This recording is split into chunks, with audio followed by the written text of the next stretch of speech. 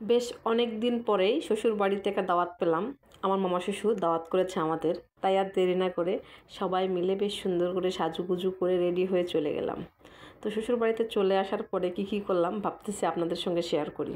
গ্রামের বাড়িতে কিন্তু অনেকই মজা হয়, যারা গ্রামের বাড়িতে থাকে তারা জানে, আর যারা গ্রামের বাড়িতে অনেক বেশি মিস করে তারা কিন্তু আমার এই ভিডিওটি দেখে কমেন্ট করতে পারেন।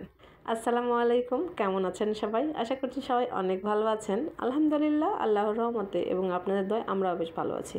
এই যে আমরা মা মেয়ে রেডি সেডি হয়ে চলে আসছি আমার শ্বশুর বাড়িতে। আমার শ্বশুর বাড়ির সহ মানে আমার শ্বশুর বাড়ি যেখানে, সেখানেই আমার নানা শ্বশুরের বাড়ি। তো মামা শ্বশুর ছাদ ঝালাই দিচ্ছেন, তো আমাদেরকে দাওয়াত করছেন, আর এই কারণে আমরা চলে আসছি। মাহি বাবু কিন্তু স্কুলে, ওকে ওর বাবা পরে যায় নিয়ে আসবে, আর আমার শাশুড়ি আর আমি আবার চলে যাচ্ছিলাম। তো শাশুড়িকে বলছিলাম যে মিষ্টি যে আমি নিয়ে আসি সেটা কোথায়, তো আম্মুটা রেখে চলে আসছে। তো আমি আবার মনে করে দেওয়ার পর আম্মু আবার ঘুরে গিয়ে নিয়ে আসলো। আমাদের বাড়ি থেকে নানির বাড়ির দূরত্ব কিন্তু মাত্র 2 মিনিটের রাস্তা।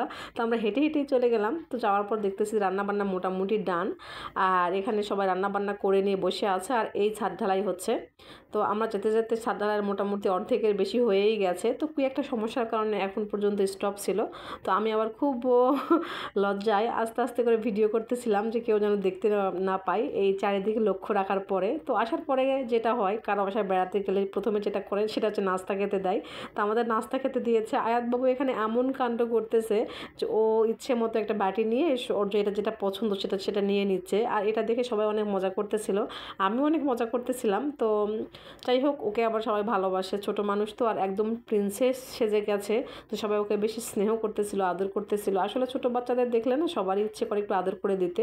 তো এরকম ছোটোবেলা কিন্তু আমরা সবাই করতাম। আত্মীয়র বাসায় গেলে যেটা করতাম, যেটা যেটা খেতে ইচ্ছে করতো সেটা আমরা বাটিতে করে নিয়ে নিতাম, আর বেশ সময় নিয়ে খেতাম। আমরা কিন্তু বুঝতাম না যে মান সম্মান বা কোনো কিছু আর কি। তো আমরা কিন্তু মান সম্মানের তোয়াক্কা করতাম না, বুঝতামই না যে মান সম্মান বলে কিছু হয়। মনে করতাম যে খেতে দিয়েছে খাবো, যেটা যেটা ভালো লাগছে সেটা খেয়ে ফেলি। তো আয়াতবাবু কেমন ঢং করতেছিল, মনে হচ্ছিল যে ও মনে কখনো এই জিনিসগুলো খায় নাই। তো ওখানে প্রথম দেখেছে আর এরকম করতেছিল, প্রত্যেকটা বিস্কিট নিয়ে নিচ্ছিল, বেছে বেছে পাঁপড় নিয়ে নিচ্ছিল। তো এরকম আর কি। তো এটা দেখে অনেক ভালো লাগতেছিল, আমাদের ছোটোবেলার কথা মনে হচ্ছিল আমার বিশেষ করে। তো আমি এরকম ছোটোবেলাতে কিন্তু করতাম, এই জন্য আমি বকাঝকা একদমই করি নাই। তো মামি যখন নাস্তা খেতে দিয়েছে আমি কিন্তু বলে দিয়েছিলাম যে আমি বাবু নাস্তা টাস্তা খাবো না, মোটামুটি 1টা বেজে গেছে, আমাকে যদি খাবার রেডি হয়ে যায় তাহলে খেতে দিয়ে দেন।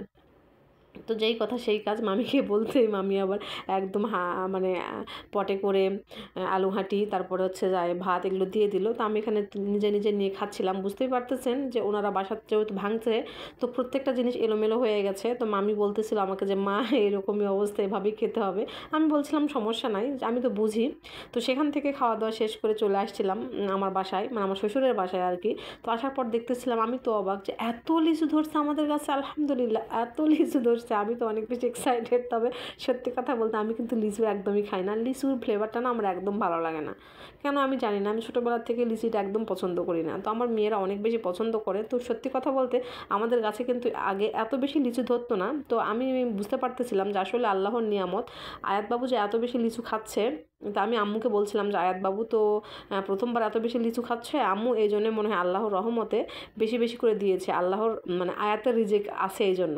তো আম্মু আবার আমাদের জন্য মাংস রান্না করতেছিল। আমি কিন্তু বাসা থেকে যাওয়ার সময় মাংস নিয়ে গিয়েছিলাম, ফ্রিজে মাংস ছিল, আম্মুদের মাংস ছিল ঈদের, তো আমাদেরও একটা নিয়ে গেছিলাম, আম্মুদেরও একটা নিয়ে গেছিলাম।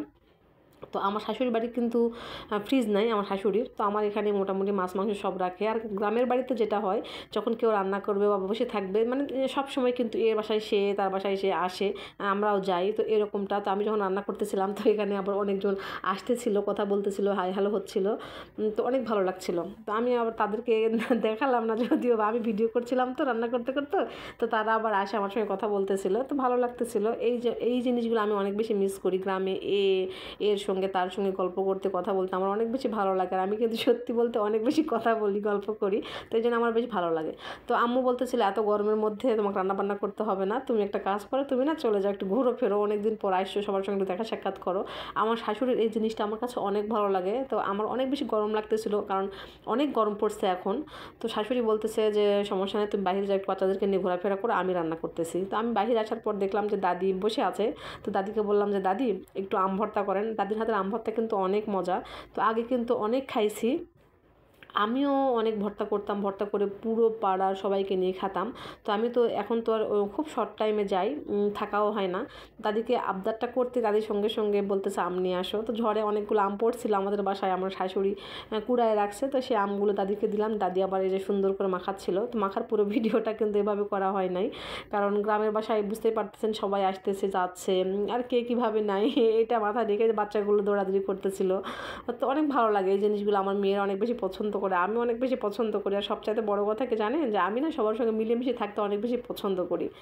তো আম মাখাতে মাখাতে আজকে ভিডিওটা শেষ করতেছি। সবাই ভালো থাকবেন, সুস্থ থাকবেন, সবার সুস্বাস্থ্য কামনা করে আজকের মতো এখানেই বিদায় নিচ্ছি। আল্লাহ হাফেজ, আসসালামু আলাইকুম।